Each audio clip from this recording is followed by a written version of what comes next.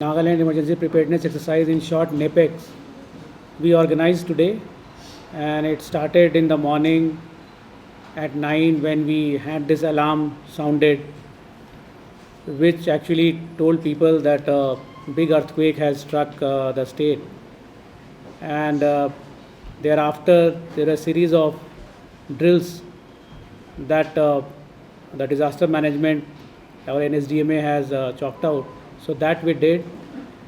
This place where we are having this PC, we have our State Emergency Operations Center. So all the departmental heads and people who have to play active part in the disaster response, we gathered here.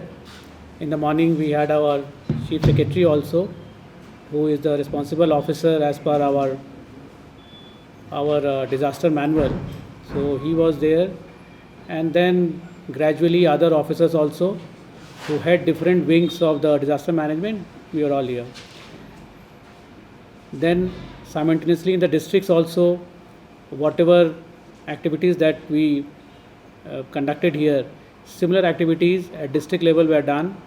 There, as you know, the DCs are the nodal officers for disaster management.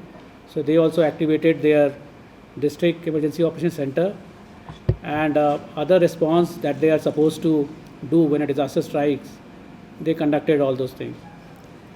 You are also noticing that the disaster when strikes, so with each passing minute, with each passing say hour, our response also actually that way gets modulated. Initial period is mostly to secure our communication, get the full extent of the damage, and then based on that decide what type of response we have to make to ensure that the loss of lives in the mock, like we were getting reports also, every district was supposed to send us, they were in advance told how many sites they will be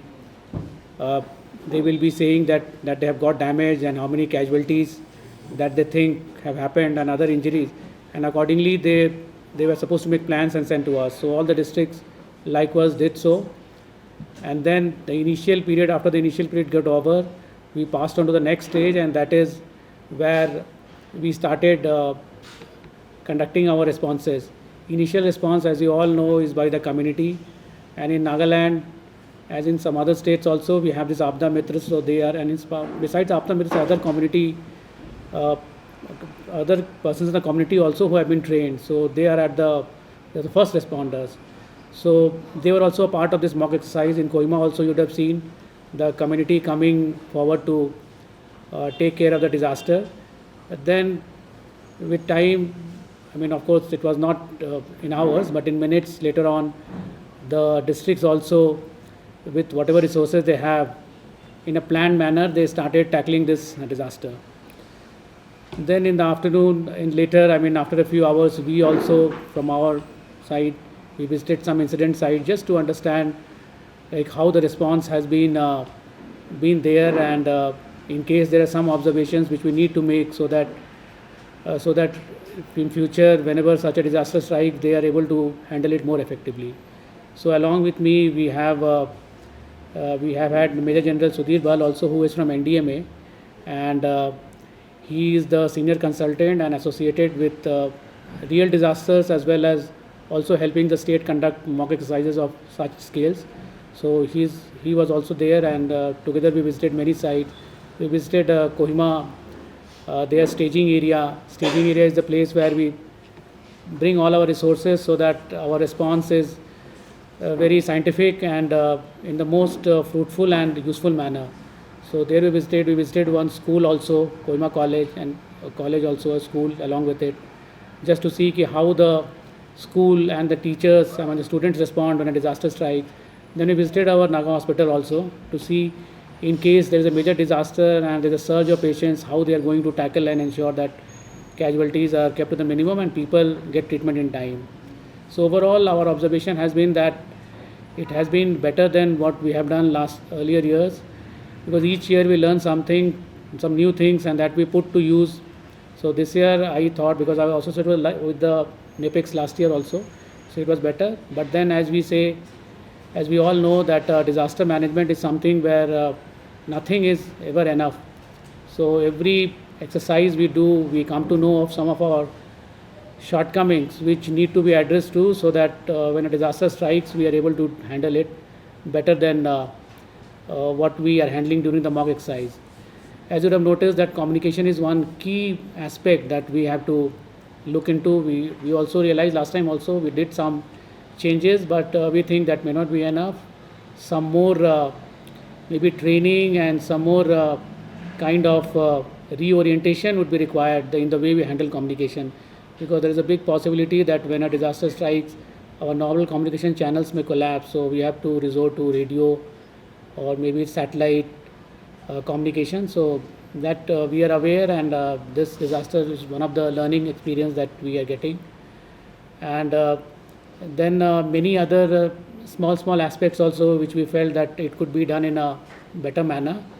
But overall, what we see that in most of the districts, in almost all the districts and everywhere, people are aware of how they should proceed in a planned, orderly manner without creating a chaos, which will help us in handling disasters in a more effective and better manner.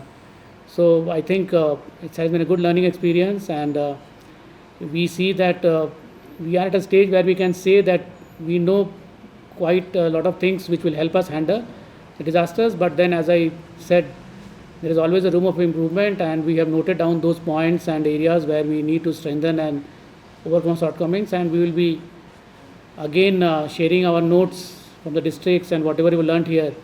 And maybe some places we will make changes in our guidelines and our response systems, so that we improve, and we continuously also keep doing things so that our improvement never stops.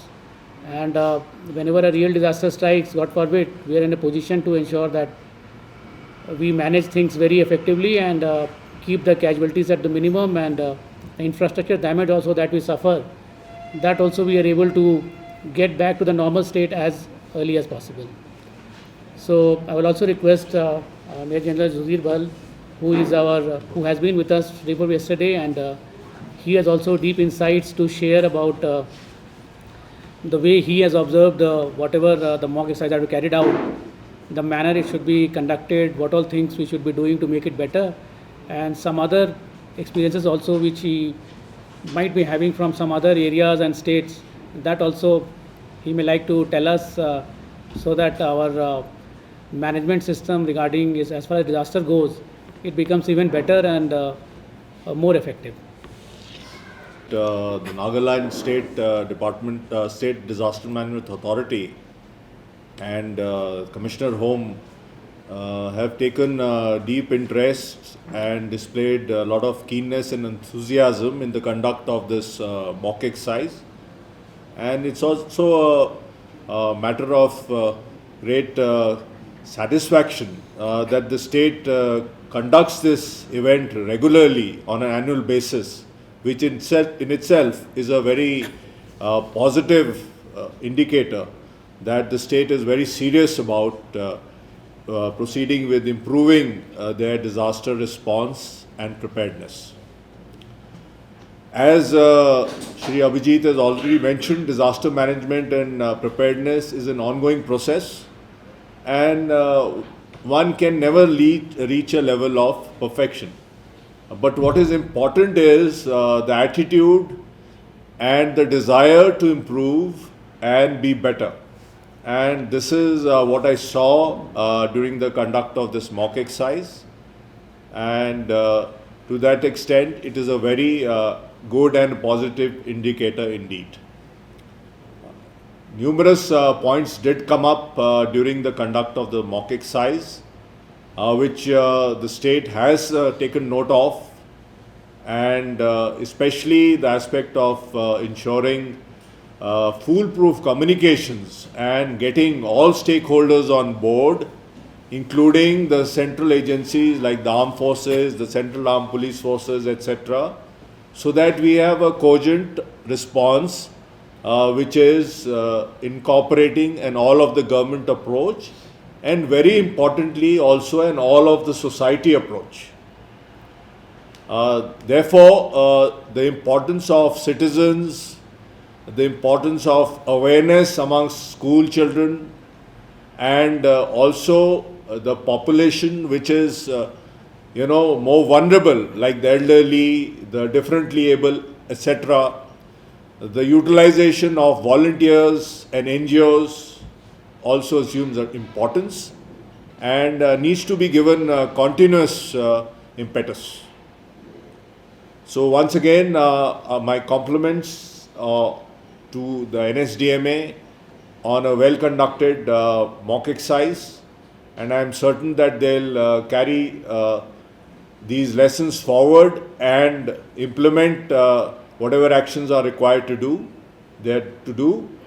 And I've also been told that they're looking at a new SEOC building coming up, which would be a state-of-the-art building, which would further augment their capability for effective response. As far as we in the NDMA are concerned, we are always there to help the state and the districts in whatever manner we can, and we shall continue to do so. We identified a plot of land towards the Secretariat side, and very soon the work will also commence, so that we have a SEOC which is state of art and placed at such a location that and the building also is such that even if a disaster strikes, I mean that building and the entire location around it is in such a state that from there sending communication to anywhere or reaching that place, I mean that is not hampered or affected in any manner. So I think maybe in a year's time or 2 years' time we should have that. The DPR and whatever details, and even work order is issued to the contractors. So the building is already in the process of build-up. So communications is certainly a very important part. The second part is that we need to incorporate state-of-the-art decision support system, so that whatever information is coming, it can be displayed in a real-time and practical manner, which allows the decision makers, that is the responsible officer at the state and the district level, to get to know what exactly has happened and be in a place to give a decision which is based on the actual ground situation. So to that extent, we already have a GIS system in place. It needs to be tweaked a little, which we've discussed today, to further, assist in decision making.